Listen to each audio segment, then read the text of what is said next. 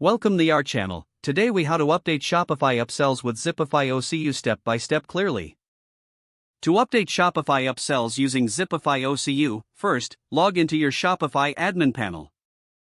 Navigate to the Zipify apps section from the left-hand menu. If you haven't already, install the Zipify OCU app from the Shopify App Store. Once installed, open the Zipify OCU app. You will be directed to the dashboard where you can create or edit your upsell offers. To create a new upsell, click on the Create Offer button. Select the product for which you want to add an upsell. Choose the type of upsell you wish to offer, such as a product bundle or an add-on item. Enter the details for the upsell, including product descriptions and pricing.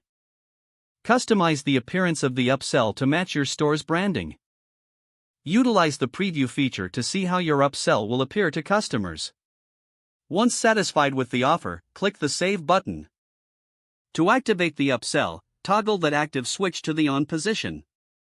You can also set conditions for when the upsell will be shown based on cart value or customer behavior. For existing upsells, navigate to the Offers tab in the app. Select the offer you'd like to update from the list. Make the necessary adjustments to the offer details. After editing, remember to click the Save button. Test the upsell functionality by simulating a purchase on your store. Check the Analytics section in Zipify OCU to monitor the performance of your upsells. Finally, make any additional adjustments based on the performance data you collect. If the page does not load, refresh the browser or try again in a private or incognito window. Make sure you are using the correct email address, then retype it carefully to avoid small typos.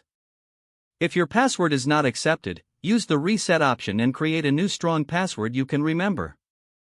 Check your spam folder for verification or security emails, then complete any requested confirmation steps.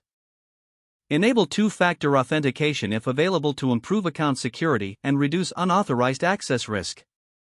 After signing in, review your profile details so your contact information and settings are accurate and current.